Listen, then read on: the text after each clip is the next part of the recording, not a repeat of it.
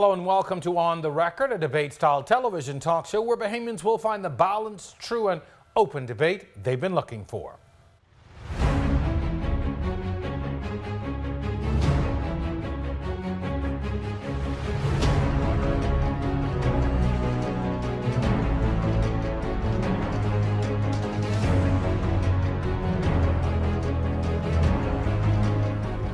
On Tuesday, parliamentarians Travis Robinson, Vaughan Miller and Frederick McAlpine were all summoned to the office of the Prime Minister and given their marching papers.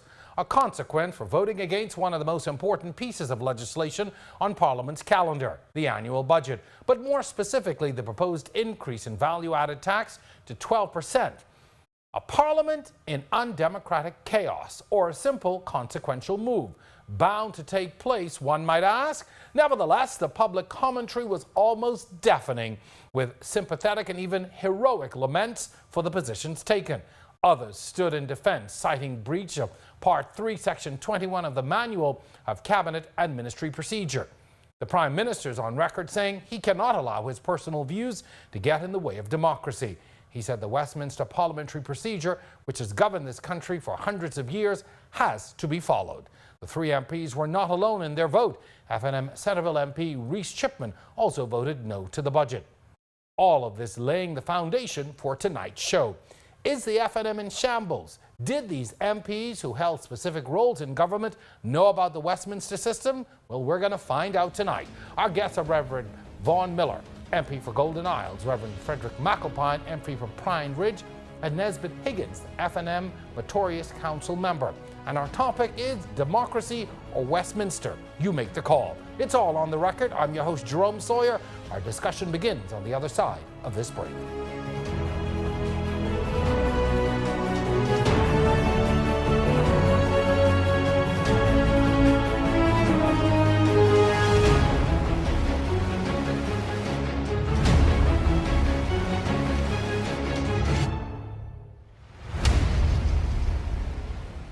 Are you coughing, sneezing, having headaches, respiratory issues, allergies, or itchy skin? Toxic mold may be the problem. Clear Solutions Plus can help. Certified best in the Bahamas, specializing in mold removal, water damage restoration, AC duct cleaning, and more. Call Clear Solutions Plus to schedule an inspection for your home or office at 677-3138 or 427-3138. Open 7 days at the Mount Royal Plaza. Clear Solutions Plus certified mold removal. Visit our website. We are your solution to indoor air pollution.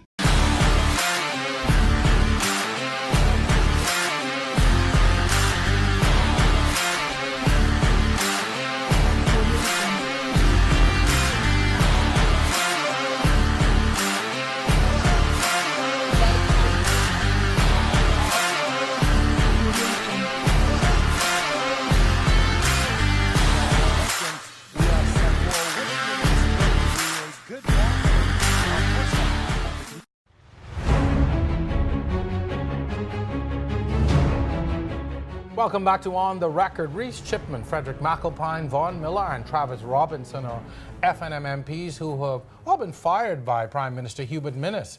Chipman was fired first some months ago for reasons which are still pretty much unclear, and in very recent times McAlpine, Miller and Robinson were fired for voting against the 2018-2019 budget, which they felt, or because they felt, the increase in VAT would be detrimental. Since then, the axings have been explained away as breaches of an article in our governing Westminster system that make it clear that all on the governing side of Parliament must vote in favour of whatever the government wishes to pass in Parliament.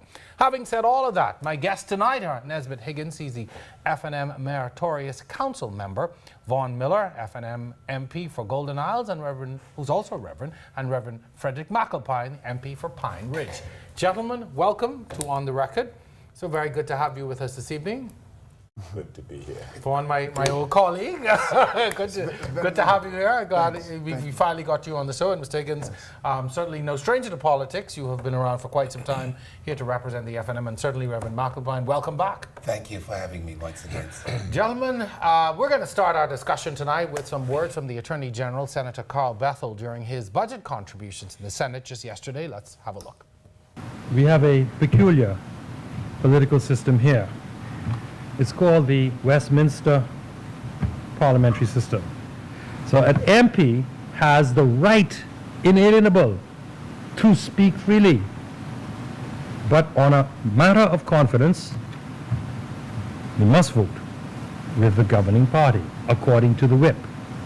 Whenever the whip is on, he is bound to toe the line and vote with the government. The Manual of Cabinet Procedures specifically states that you shall not publicly differ from the government's position if you are a parliamentary secretary and also, of course, a minister. Meaning, it's not simply a question of not even voting. You don't have the right of free speech that every MP generally has as a parliamentary secretary. Every MP has the right of free speech, and this is the message I gave my colleagues at that meeting. Democracy or Westminster? You make the call. That's our topic tonight. Gentlemen, we heard there an explanation given by the Attorney General, Senator Carl Bethel, on what would have led now to the events of the past few days. It is said that for some 300 years, this country has operated under the Westminster System when it comes to Parliament. First few weeks after coming into office, it was said this time was used for training in this system of government, particularly for those who were selected to hold positions in government, making it clear there is the Member of Parliament, and within our governing system, a Member of Parliament can go on to hold a cabinet position, a Minister of State position, a Parliamentary Secretary position. Start with you gentlemen here. Was that made clear to you at the very beginning that these positions that you hold made you bound to follow government line in Parliament? Were you aware of what it was that you signed up for, I guess, in essence, at the very beginning? When you said at the very beginning... After you were elected and the position was offered as a parliamentary secretary, was it made clear to you that, you know, come with me, you've got to follow government line in Parliament when it comes to the vote? I'll say this. Was it made very clear? No, it wasn't. But I came in with some knowledge of what was expected and some documents that were given to me with regards to my role as parliamentary secretary. So I understood that. Now, the training that takes place, not nearly enough. I've held that view from inception. It's not nearly enough. Well, listening to the Attorney General and his statement, I understood it. As that is the mandate that is recorded in the Cabinet manual that I guess has been taken from the Westminster's rules and regulations, wherever they may be. But this is a manual that has actually been produced strictly for Bahamian cabinet ministers and parliamentary secretaries. I understand the rules and I understand what it says. But, you know, AG and members of our party can't use Westminster when it's convenient. For instance, the parliamentary secretaries, particularly in the person of Minister Vaughn P. Miller, Minister from the Gospel Perspective, and Mr. Travis Robinson, Member of Parliament for Bain and Grantstown, they followed their conscience, and their conscience was also predicated on the views of their constituents. They took responsibility to do so. The Westminster systems or the rules in the manual, as stated and written for the government of the Bahamas, as it dictates to the minister and the cabinet, parliamentary secretary, is clear. But how does that relate to me? I'm a backbencher, and I was the chairman of a court. The rules do not speak to me. Now, albeit that, you fired my colleagues, I was prepared to step down in any event.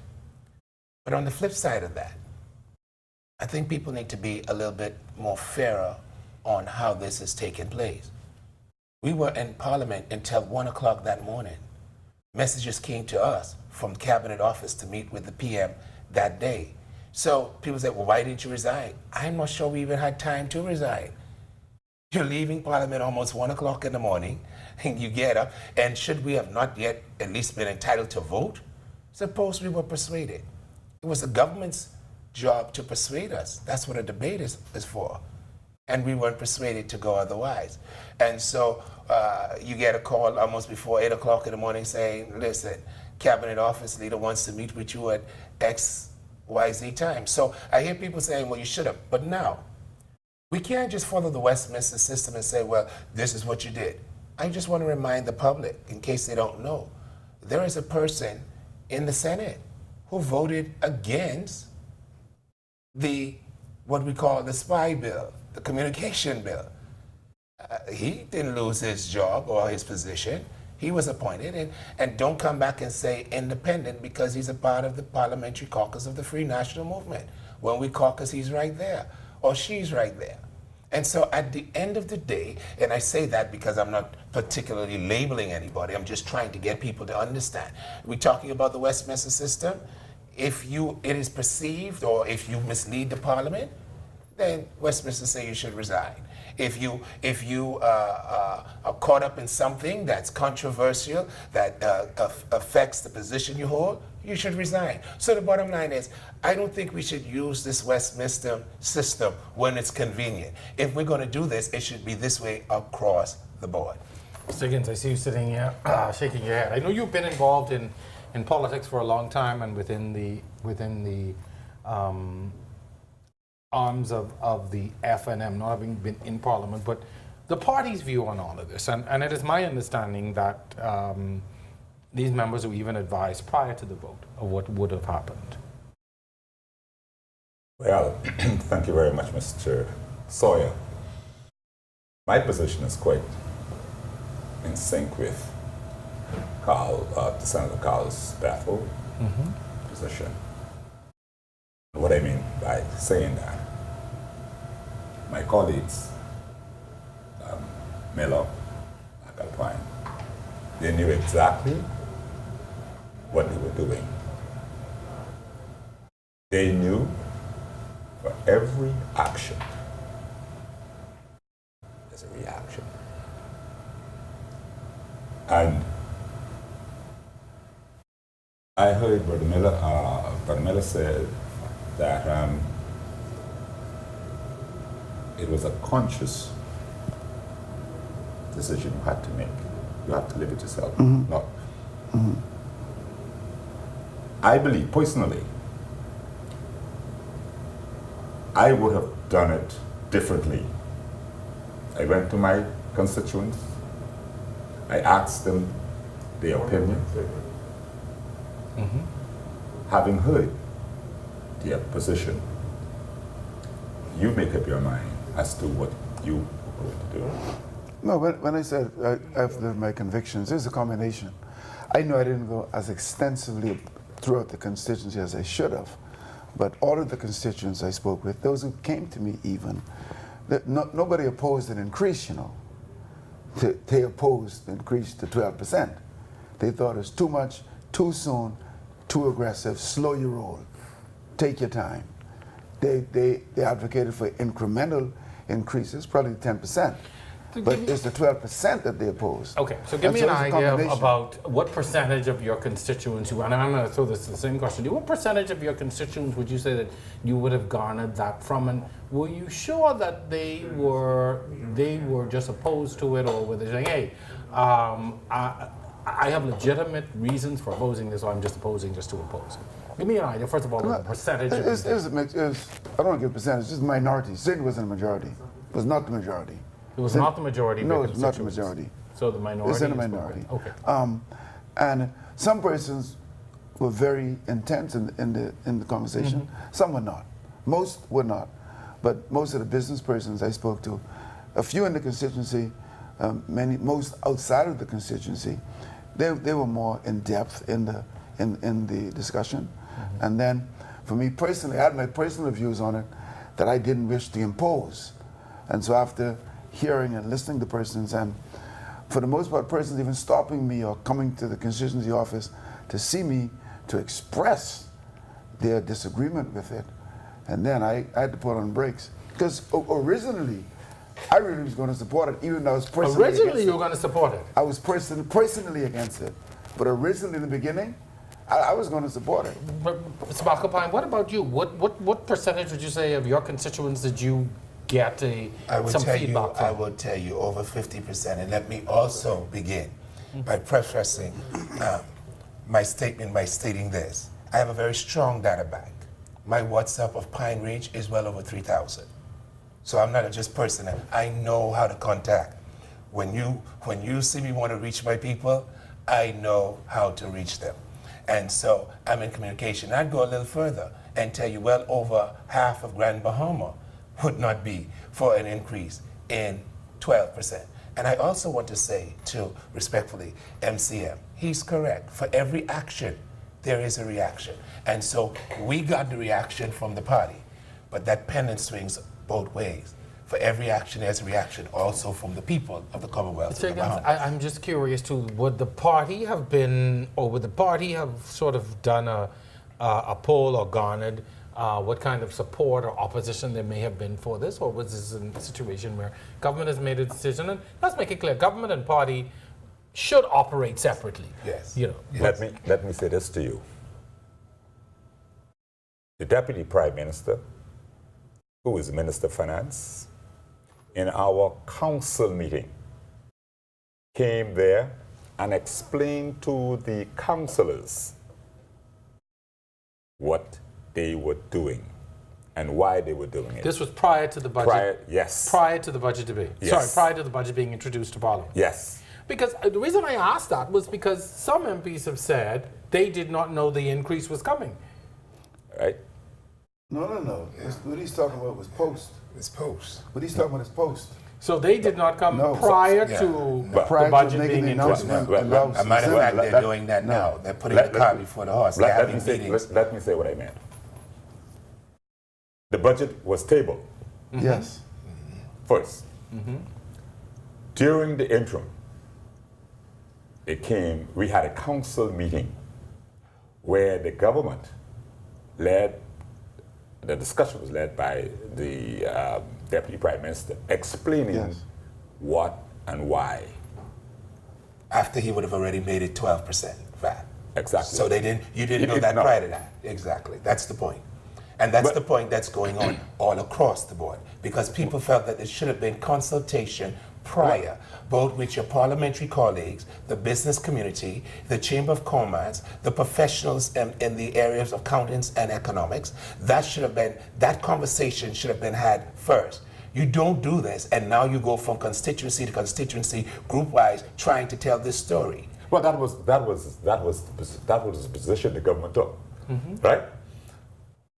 No, see, But be that as it may, whether they brought it before or after, each of you had sufficient time to canvass at least your executive in your branches, at least, and to know what their position was.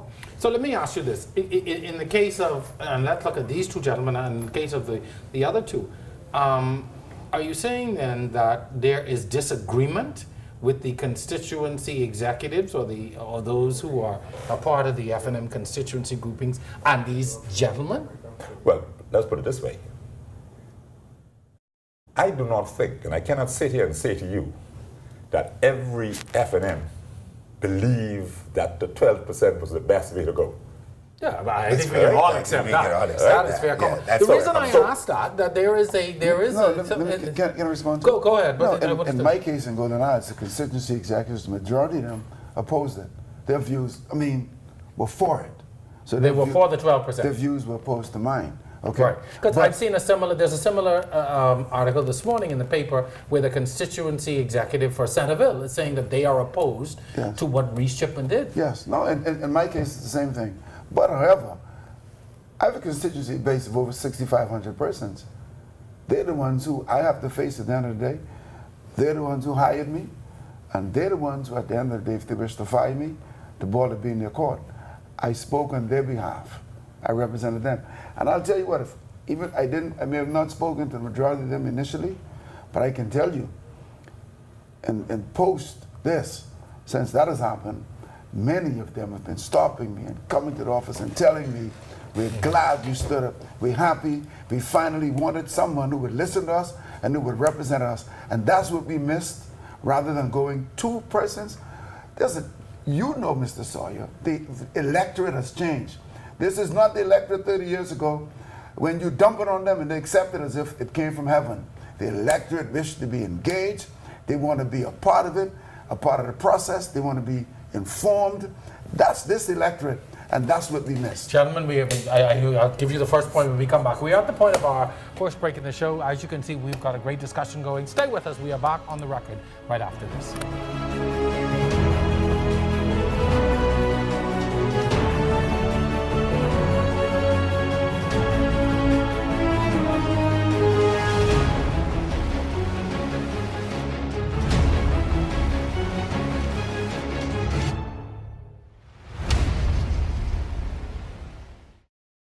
Every time I'm in the Bahamas, I use Rev Go Play.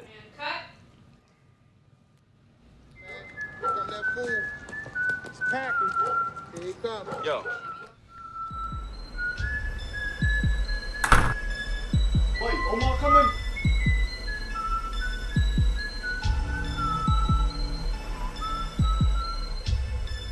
Boy, this Rev Go Play, solid. Rev, you and us together.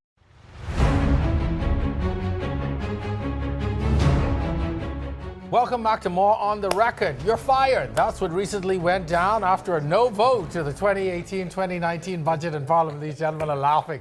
Tonight we're discussing democracy or Westminster. You make the call with MPs Frederick McAlpine, Vaughan Miller, also the FNM Meritorious Council member Nesbitt Higgins. You laugh. What did you think when you got that? You knew it was coming, right? Yeah, I did. You both knew it was coming. Yes. Okay, right? So you all knew it was coming. But I know you wanted to really continue on to a point going into the debate. We were talking about really the discussions at the constituency level. You made a very good point, Vaughan, the fact that the electorate has changed and people are more interested in being engaged. I mean, you just need to look at social media and see how engaged people are in the political process. But I'll give you this opportunity. The point I was about to raise with my colleague Bella is that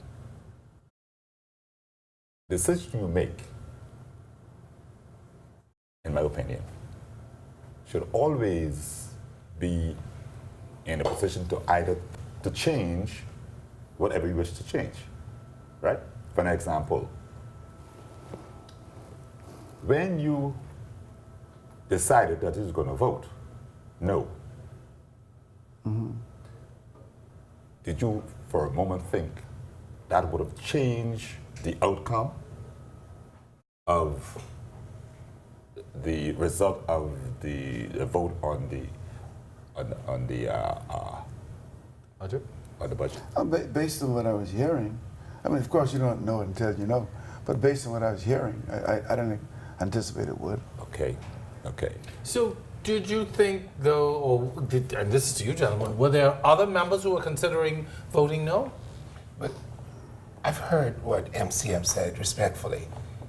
But at his age, he should know better than me. Principle should always be above party and consciousness. We did not vote thinking that we were going to change something. A matter of fact, they should have been able to persuade us. That's what the debates are for. After hearing the presentations, I was not persuaded to do otherwise. But are we here to represent people or party? Are you suggesting here on national television that we are to follow the conscience of the party over the people? Who elected us? The party might have given us the nomination, but we would be no party, no government without the people. I heard what you said, you know. My point is, and I do believe in principle. And here's the principle, matter here, in this matter. If you knew that the result would have been the same what it is today. I should listen to what you're saying now, yeah, listen now. I know what I'm saying. You knew what the party's position was, the government position that is. You should have decided in your mind, I am going to do this. I should have my resignation in my pocket. Because knowing the system, as you should, if I vote in whole or a part of it, the result will be. As a matter of fact, I heard the Prime Minister said early in the day, he encouraged all of the members of the Free National Party to vote for the bill. So we get that, MCM. All right. So the point I'm making to you, the point I want to make to you is, a principal point is, all right, fine, I disagree with you. I serve at your pleasure. And when the Prime Minister no longer have confidence in you, he withdraw whatever he gave to you. He appoints, so he disappoints. So you're saying And the no, principal but thing, that's so the the principal principle thing is behind what it. you're saying, the principal thing is that these gentlemen should have handed their resignations in prior to the vote. And do not even allow the Prime, don't give the Prime Minister the So opportunity to fire you you. respond to that, your response to that. The point is, I'm entitled to vote. Up to that day, the Prime Minister presented his budget. Are you saying you that day. didn't, not that you don't have to vote or you don't have the right No, to vote, but but yeah, principally, but I'm if trying you, to say if you to- would disagree, Yeah, like, but I'm saying to you, we were still there with an open mind. There was not. you honestly had an open mind going into that debate? I wanted to You have. had always said from day yes, one, though, yes, sir, you but I wanted to wanted to support. have a reason. It's something that the Prime Minister in his presentation could have said that would have changed my mind. And minds do change. That's why they were constantly after Mr. Robinson. Okay, so you All day. were you prior to that vote? Did you go in saying, No. I could still change my mind, or Speak you for knew me- up front? Speak for me personally. Firstly, for persons viewing him may think we were a block, an intentional block. That was not right. the case. Okay. Individually, That's we- right. We came into this individually. So there was no, No, let's no, get no, together and no, caucus and no. be the rebels. No, it never happened. No. And we're not rebels, by the way. So I'm glad you said No, it. We'll I come got back you. to that. Yes, We'll so come I back to want to that. Yeah. dispel those thoughts Yeah. and ideas and rumors. Yes. Okay? For me personally, once I made my presentation, which was about 6 days prior, I knew it was going to take God Almighty to change my mind. So I concede his point with principle versus principle. Okay. So obviously the option was, if I don't resign, then it's in you to remove me or release Did me. you think at any point the Prime Minister might say, well, okay, go on, stay in position, stay, No, or did no. you know No, what I- inevitably you were going to get fired? What happened is, and he alluded to it earlier, in a meeting prior that involved the party's chairman, and this is what, if there was any hopes, and there wasn't any before this, but if there were any hopes before this, then the party chairman is going to tell me, if it's not a yes vote, bring my resignation letter. I didn't respond in a negative way, you know. I just listened. Were you incensed because he told you that? I or was extremely incensed. you expected that to come from the Prime Minister I was and not him? insulted that he would tell me that, and didn't tell me in a one-on-one Well, conversation. listen, that's what I want you to respond to that. I was Should the insulted. party chairman be telling parliamentary He should not secretaries? have. No, You he does so he was not. wrong for this. He Absolutely. does not have the authority So to why was he say- allowed to do it? Well, Why was he allowed? And why? That's a And question. that was in the media That's- prior to the vote. that is a question he has to answer. Because as far there is no Do you way, all not there have is control no of the way, chairman? there is no way in the Constitution whereby he could say to a member that So, the Prime but- Minister appointed Listen, to Nathan, hold bring your resignation if you You don't. are a meritorious council member. That means you've been in this long time. Long You've time. been Day around one. long. From You're day from one. Cecil days, eh? From day one. Okay, now, how is it, and I'm glad you brought this up, because Mr. Culmer's, he has become a bone of contention for a lot of people in the party. And I know I say that without fear or favor. I know that people tell me this. And if you're telling me that he should not have done this, he did it, and there's been no recourse. Was he sanctioned for it? Did anyone speak to him and say, hey, no, pause, back up, slow down? That's not your role. Let me say this. I have not. This is the first time hearing this. That he called. Yes, this is the first time I'm hearing that he called you. No, So no, I- you you didn't didn't call say me. that. No, let me Wait, say, let- the newspaper said he called me. He didn't call me. He didn't call you. He was in a meeting at the headquarters. And he spoke in a to meeting. you in your meeting? It was in a meeting, yes. He Well, said it. Anyone I- else was in that meeting? I'm not. Plenty other people there? Yeah, that's why. So, Mr. Nesbitt, you didn't know this? No, I did not. You think the Prime Minister knows? Yes, I it cannot does. speak Well, for hopefully the after tonight, you know. I cannot speak for the Prime Minister. So I don't know. So, I don't. This is the first time I'm hearing this. okay. But if the chairman said that to you, he misspoke. Man, you don't have that authority. I see. You don't have that authority. Malcolm, I see you shaking your head as well. Did you get the same message? I got a call. I never got. Oh, you got a call? Yeah, I never got the message to bring my resignation because, in all honesty, I don't fall in this purview. But the being Prime the chairman. Minister, yes. But the Prime Well, Minister. again, you do serve at the pleasure Yes, of the I Prime serve at his Minister. pleasure. Okay. And let me make it emphatically clear. Yeah. I don't think any of our colleagues are upset that we were terminated. We receive our letter respectfully, and we understand that the leader must do what he has to do. Okay. But we do have a problem when you have messengers. Emissaries. Yes. Okay. Well, glad we agree on that point. Okay. So, gentlemen, I have to ask you this now, because after all of this, I see. You know, I watch social media to sort of keep a finger on the pulse of what is happening. I see a lot of PLP supporters really gathering behind you, applauding you. High-fiving each other, saying, good for you, glad this happened, etc. Do you feel, or are you still, though, loyal to the FNM party? Are you still members of the Free National Movement? Are you still functioning as FNM MPs? Yes. Yes. Let me, can I respond to what you said? Sure. You said PLP supporters. Yeah. And there's a reason why I brought that up. No, and agreed, but it's more than that. Yes. I think there's a category or constituency of voters, the independent or the swing vote. I'm telling you, Let's call it swing that's, votes, yeah. that's bigger, that base, in my opinion, and I think a recent survey proved that, is bigger than the party, the base of each parties, okay? And they are the ones who are saying, we appreciate this, we're proud of this. And they are almost saying, don't go to the PLP, as if you're thinking it. You see what I'm saying? So they have said that to you? Yes, on a number of occasions, but so I just want to speak to that though. That's a category or constituency of voters, and they're the ones who more so, who really wants to be engaged and involved with this process. And you have to also recognize, you say the PLP, but you notice it's just a handful of FNMs who, if you go from website to website, you recognize the names, they're the same people. There is a large grouping of Free National Movement supporters who are not pleased with the VAT or many other things since coming into governance.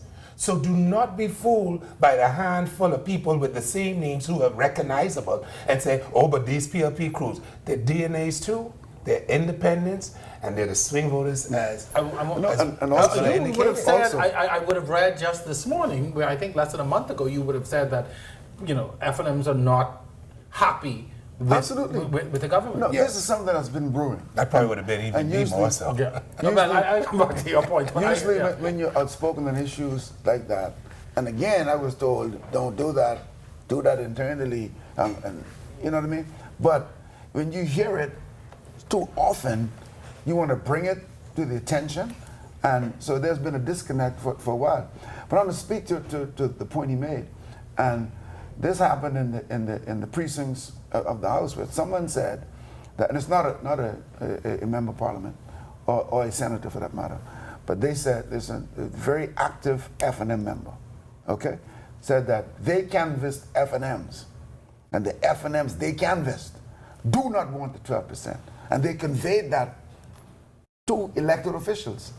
They conveyed that. But nobody wants to pay high tax. Nobody. After I think that's a very fair comment. Nobody would want. No, I think that is a very fair comment. But the government,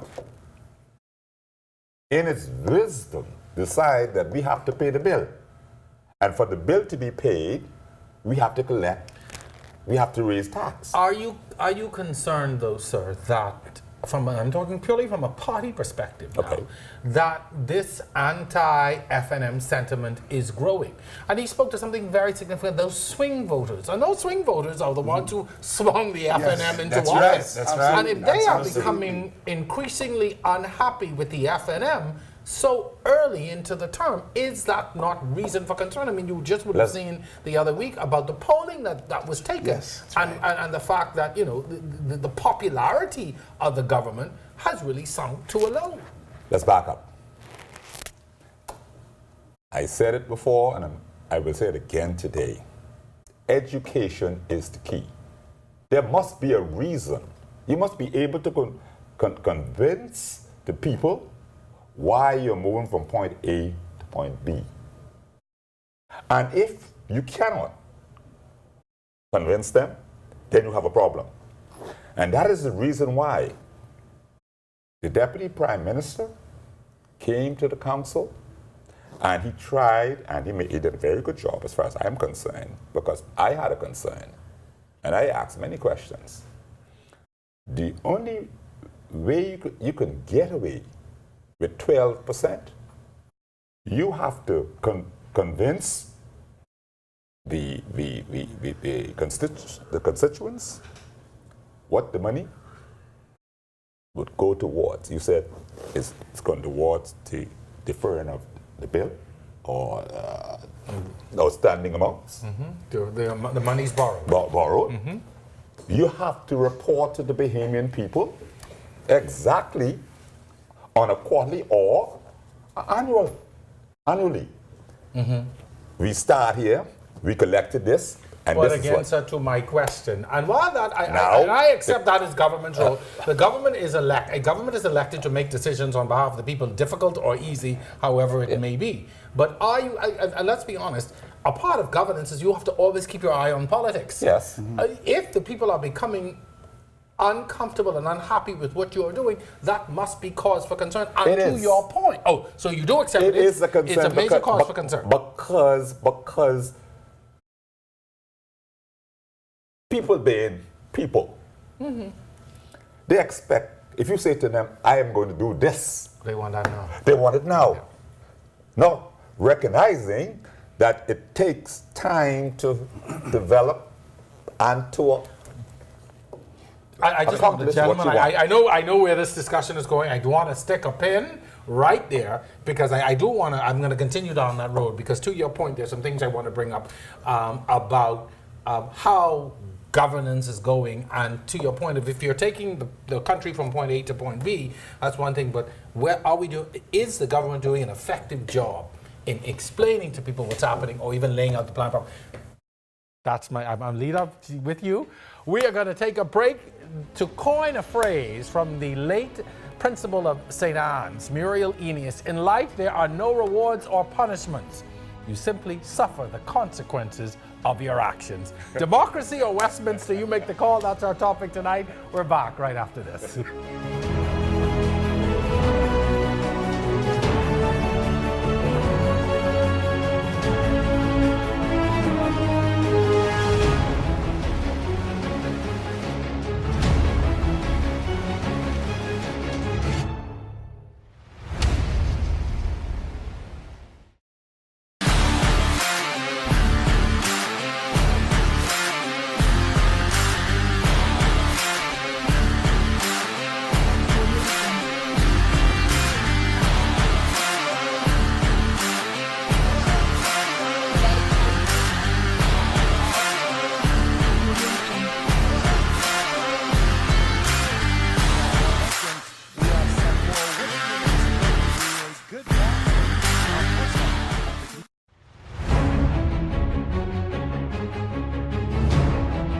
We are back with the second half of tonight's very lively discussion. We continue our discussions. Democracy or Westminster, you make the call. One of the things, gentlemen, that we started discussing when we were going into the break is really this whole idea of governance. The PLP and the Christie administration were heavily criticized for the level of consultation. People said, you know, every time there was a decision made, there were all these consultative committees and things just seemed to go on forever and ever, and it took so long for decisions to happen. We're now faced with a very different scenario with a very different criticism, some of which was levied here tonight. I mean, you admitted that the members of Parliament were not made aware of the proposed increase until the budget was tabled in Parliament. Many other decisions are taken at the cabinet level that have come out afterwards that have angered some party members or drawn harsh criticism. But you, sir, contend that government's job is to move the country forward and to explain to the people what it is that you are attempting to do.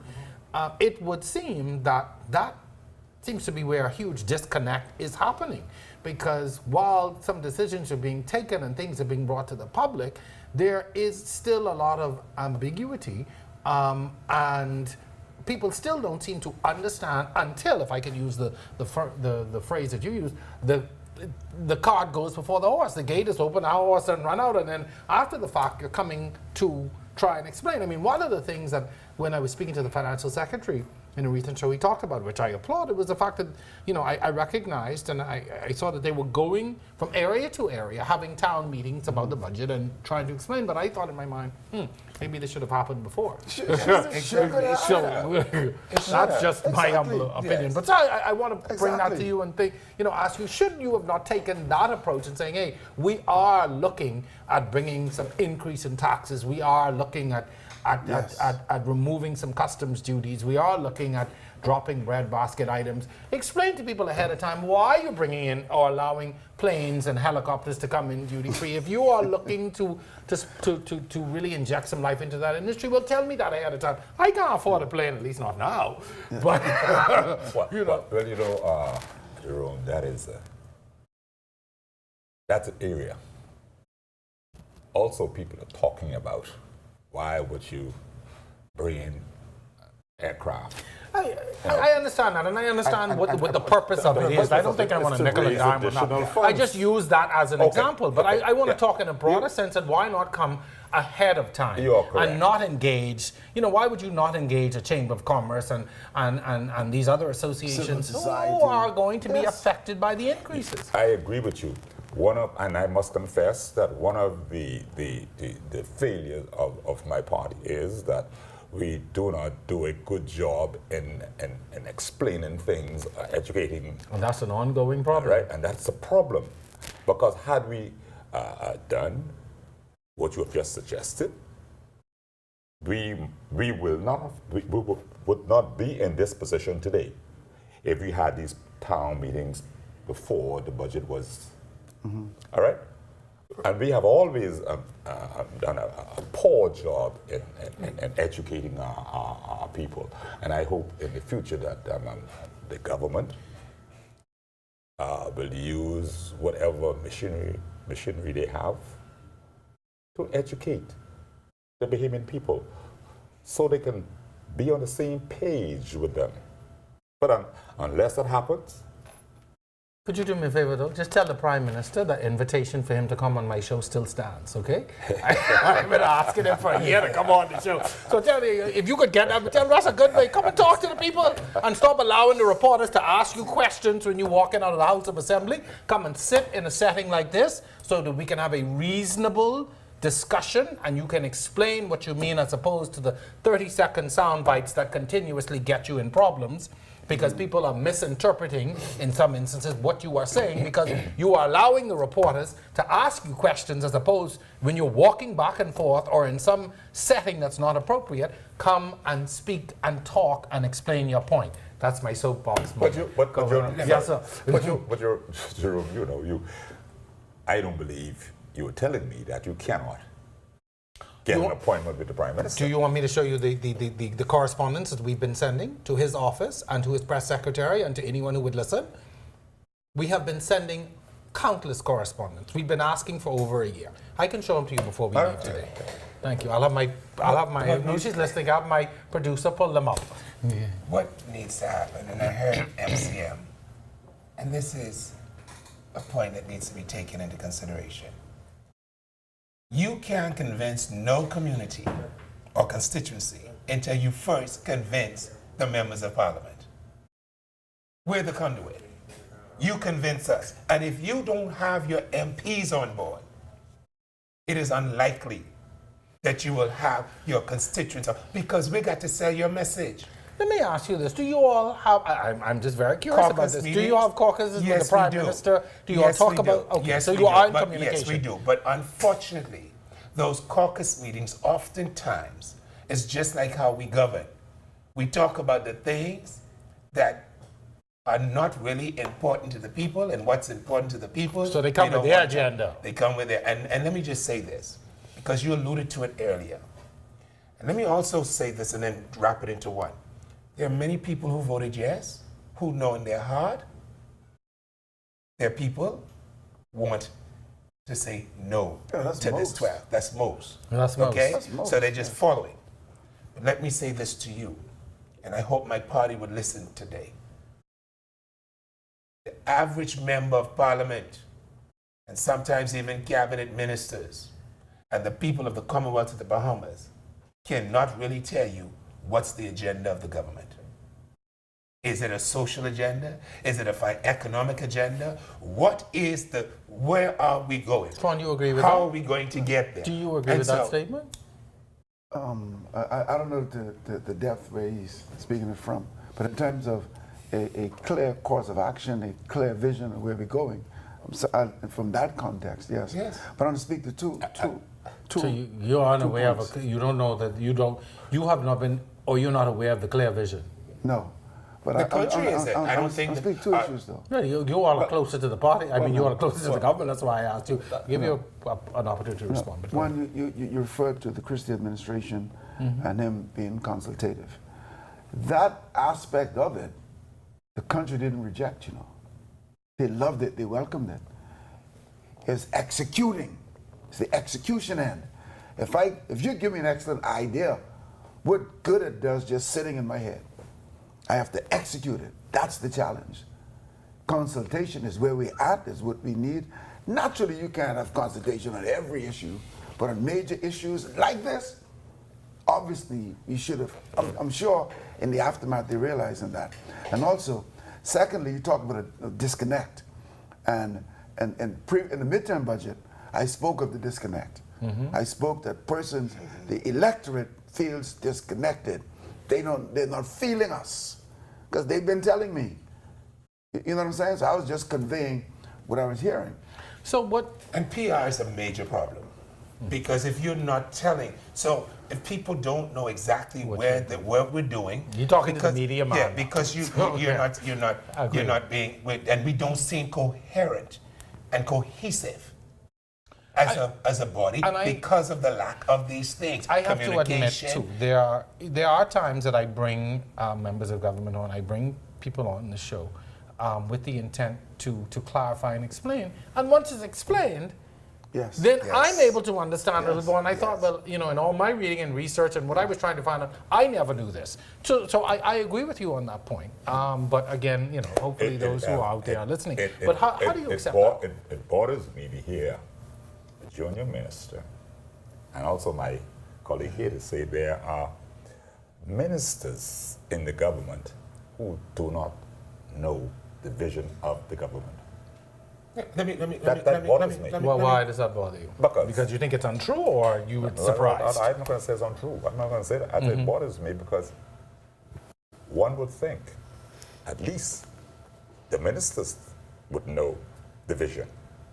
Yeah, but then, MCA, And you then- hear one and then- minister saying one thing in the public, and then you hear another minister contradicting what the other minister said. That has been happening. So obviously they can't be on the same page. That's a serious indictment. But that is a fact. So what do you think? What is at issue here? And what do you think? I want to try and get to what do you think is the fundamental reason for that? Do you think it's because we have so many neophytes in government? We have so many ministers who've never served, and it's just a whole band of new folks who just still do not understand. Do you think that is part of the problem? I mean, you would have alluded to it, Mon, at the beginning of the show, the fact that there needed to be more training even at the MP level. But you have people sitting in government and cabinet who are, they are neophytes. They have no clue. Yes. And it's like an you on-the-job learn. It's training just like with. you said, here's a BMW drive. We don't know if you have a license. We don't know if you know the rules of the road. And so a lot of persons have been put in positions and have never done anything with government or parliament in their life. And to my credit of my colleague to my right, Von P. Miller, he's absolutely right. You should take time out to train your parliamentary secretaries. They should. Now, just because I know they're going to come and say, well, we had this meeting. Yeah, you have one meeting, one luncheon, one day, and you expect people to know what other people practically took their whole political life to learn. Mr. McElwain, I have to ask you this. If you were offered a cabinet position, would you have taken it? If I was offered, but let me make this clear.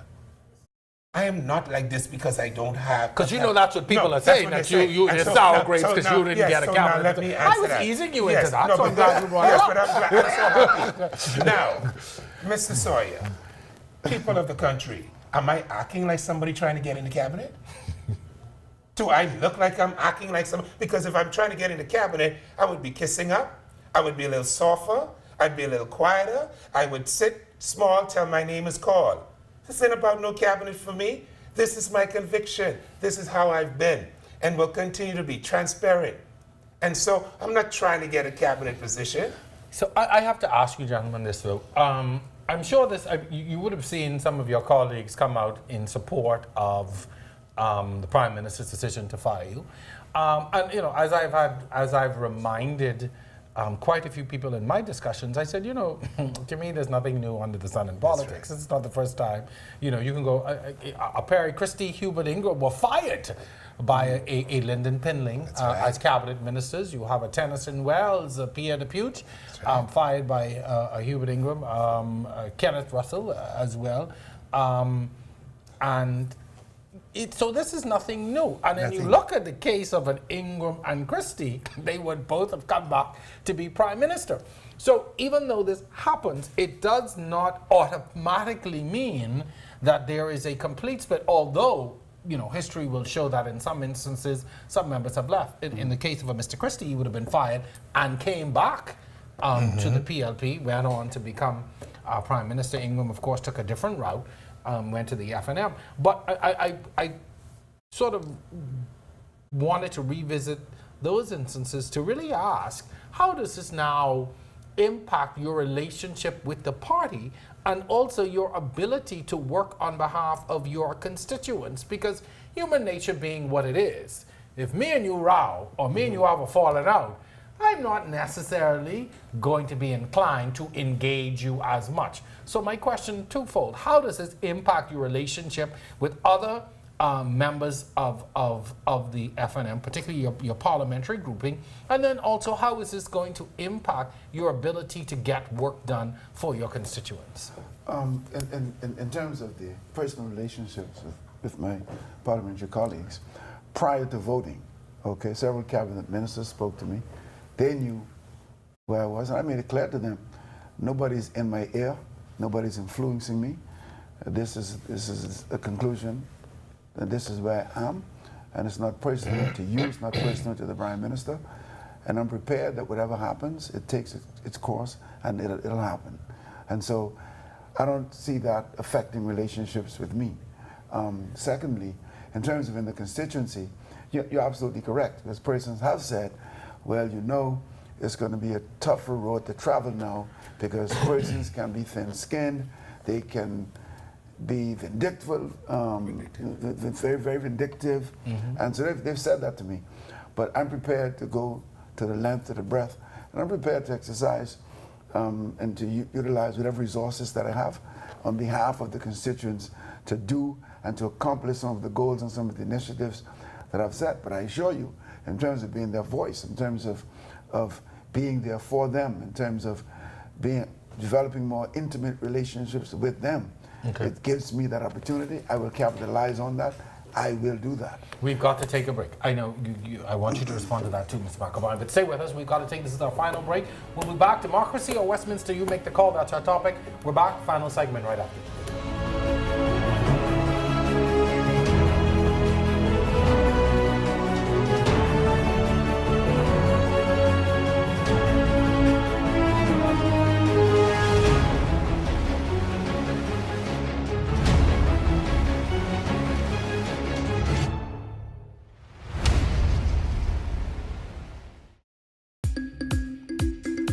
Hi, I'm Davrielle, and welcome to Rev Tips, where we answer your most important Rev service questions.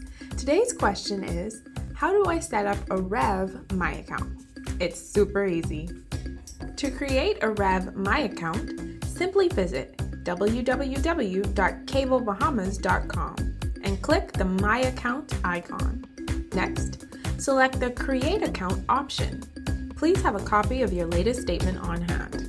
Enter the information as it appears on the statement to the respective areas on the form. When you've finished, click Create Account to continue with the process. Once you've registered your account, you can use your username and password to check your account balance, view past statements, and pay your bill online. Your My Account credentials also give you access to Rev Go Play and all other apps within our suite. And that's your Rev tip for this week. Thanks for watching, and be sure to join us next time.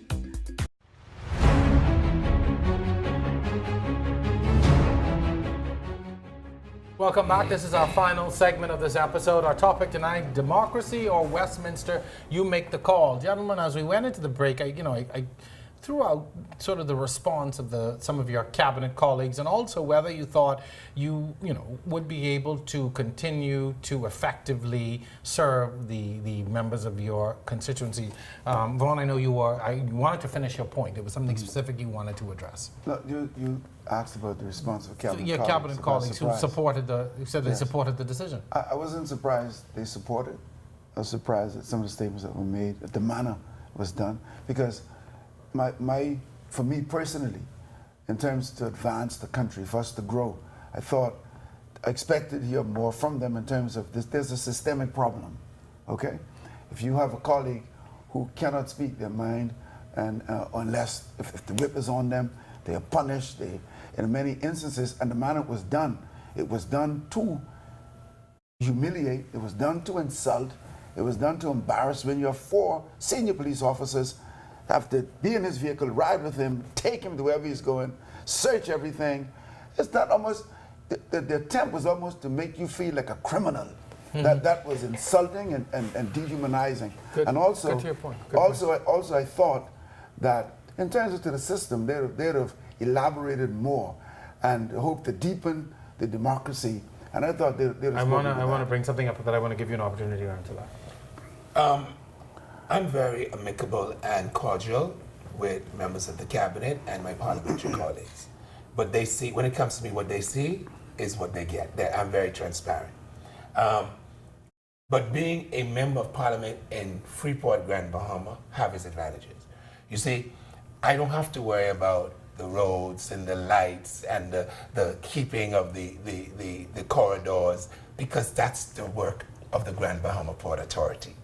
So for us, it's more about economics, how to improve. Whatever the government is doing to make people's lives better, I fight for that and I push for that. Mr. McElroy, I have to ask you this, and I could not let this show go up. I saw the social media videos of your arrival, almost triumphant, back into Grand Bahama after you were fired.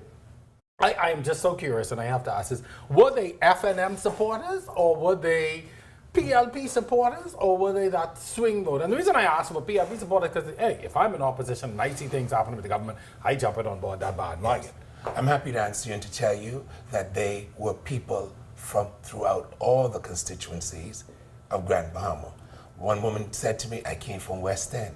Another woman said to me, I came from McLean's town. So they weren't just your constituents? No, they were not just my constituents, but a large portion of my constituents were there. And they were made up of FNMs, PLPs, DNA, swing voters, independents. I was curious to ask that because there's a lot of political mischief. No, and the reason I ask these questions is that, opportunities like this give groups in opposition the platform for which to get out. I mean, and let's be fair now. This has really emboldened the PLP. I see people who I have not heard from or have not really been making a lot of statements who have come forward. Hope Strawn, I saw you. I've been asking you to come on my show. I see you have lots to say. Hope Strawn, she's my good parishioner, my good friend. Hope Strawn, I see you saying plenty. I hope you come on my show soon. But sir, Mr. Nesbitt, from your perspective though, are you concerned that this has done some irreparable harm to the party? I have seen FNMs who have said outright this was a bad decision to fire them, regardless of what the rules would have said. I've seen F&Ms come out and say this was a bad move, should not have happened, just on the optics of it alone. And I mean, you throw in a Travis Robinson into the mix, who, you know, came in with such high hopes and high praise, who has been seemingly cut down because of a position that he's taken. We have been this way before, and we came back. Don't be so casual about it now. I would say we've been this way, you know. Man, So government changing every 5 years. That's what I'm saying. You know, the electorate, they know their power. Look here, man. Really? I am hopeful that out of this exercise, we will come out as a party and as a government more stronger than we ever been before. Because yes, there was some mistake made. And this could be a learning experience. And I hope, Look at it that way. and I hope that the powers that be, the Prime Minister and the Deputy who led this charge, will find something good coming out of this exercise. I do want to say this, and we're going to move forward into another quick segment I have, but I do want to say something. I find all of this very, very interesting from a political perspective, because I've said to many people, I don't know whether something like this could have happened under a Lyndon Pinling or a Hubert Ingram. It happened during the time. But everything rises and falls on leadership. And To this extent? no, but You know, I'm asking you, you're the political historian. Something how like you think the F&M came about? Okay, good but- point. but- Very quickly, then we can very move forward. quickly. I just, very you know, quickly to the point. He was a little bit nonchalant about it, and I heard my colleagues say, but we got elected in 2017, so let me just take you back. 1977. Okay. BDP, Yes. SDP, Yes.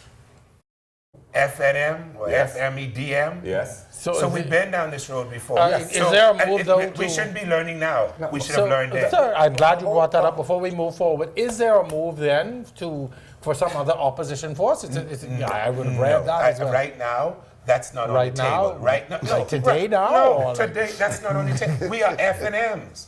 Okay. All right. And true F&Ms should be doing everything not to run us, but to embrace us and use what MCM just said about what I reminded him of, 1977. We've been this road before. We've been this road before. So we shouldn't be learning from in 2017. Right. We should learn from 1977, and to ensure that we should have learned. You said many F&Ms felt that my colleagues should not have been fired. Well, the other flip side of this coin is we could have showed everybody that we are changing. The Westminster System said you should be fired, but I'm not that type of a leader. Good point. I'm a higher. Gentlemen, we got to wrap up very quickly because we've got one more. when You have to be a team player, though. You have to be a team player. You gotta let me in the game first. That's your part of the game. It's something Okay, you we part of speak the to game. that. The thing is, and my colleague spoke to it earlier when he talked about selectively, okay? When you manipulate and you use Westminster to your advantage. And that's why I've been on record as saying this system amounts to, as it's been implemented and applied in the Commonwealth of the Bahamas, nothing more than a dictatorship in disguise. So that's another show where we have to bring people on, because as somebody would have written, you know, when you talk about changing that particular system, there are so many other things connected to our system of government. It's not just at the parliamentary level, but even just how government is set up, you know. And so there are many, many things I think involved in that, and I think that's a discussion for another day when things ain't so hot. You know, we could have that discussion. Gentlemen, we're going to close out the show with what I call a lightning round that I've sort of adopted. I just want to go down a few questions, yes or no answers, to a few questions I've come up with. And so we've got a limited amount of time. Mr. Higgins, I'm going to start with you. Do you think the PM should have gone the route of firing the 3 MPs, or do you think he should have bent the rules and let democracy reign? My view is... Yes or no, sir? Oh, Yes or no? Do you think he should have fired them or bent the rules? you should fire them. Okay. Mr. Marco Pine, are you considering going back to the PLP? Yes or no? That question is complex. I can't answer that like that. I just Skip that. Okay. Mr. Miller, Yeah, if the I former don't- Prime Minister Hubert Ingram was the Prime Minister, It's not a yes or no question. if the former, Mr. Miller, if the former Prime Minister Hubert Ingram was the Prime Minister, would you have voted against the increase in VAT? Nothing would have changed. Absolutely would have done So so. that's a yes. Yes. Mr. McAlpine, would you have supported additional borrowing in this budget? I did. Okay. Mr. Miller, would you have supported additional borrowing in this budget? I did also. Mr. Miller, is there room for reconciliation with you and the Prime Minister over this? There's always room for reconciliation. Yes. Okay. Mr. McAlpine, is there room for reconciliation with you and the Prime Minister over this? Absolutely. Gentlemen, Mr. Miller, at this point, will you seek re-election? Absolutely.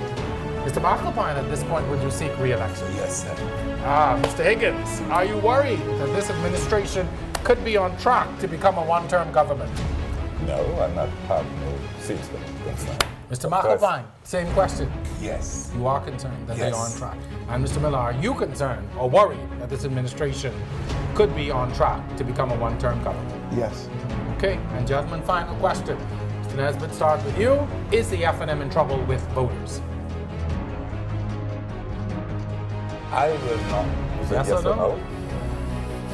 no. No answer? Mr. McAlpine? Yes. They are in trouble. Yes. And Mr. Miller, is the F&M in trouble with voters? Yes. All right, gentlemen, thank you very much. That concludes our lightning round. I just wanted some yes or no questions. Yes or no answers to a few of those questions. Those of you that couldn't answer, that's fine too. All right, gentlemen, thank you very much for coming on tonight's show. This certainly has been an exciting edition for us. I certainly have enjoyed it. I think our public has enjoyed hearing from you. And it's always good to have a lively debate. That's the purpose of the show. And I do want to say, that it's okay to disagree in a democracy. Yes. That's what makes democracy so great. Yes. That we're able to disagree and we can agree to disagree. Yes. So thank you very much for coming on. I appreciate it very much. Thank you for Best of luck to you. Thank you. Thank you. Thank you. Thank We you. hope that you have enjoyed tonight's show. Special thanks to Reverend Frederick McAlpine, Reverend Vaughn Miller, Nesbitt Higgins, my producer, technical staff, and of course you, the audience, for watching. Join us for more On the Record next week, same time, same place. Once again, I'm your host, Jerome Sawyer. See you next time.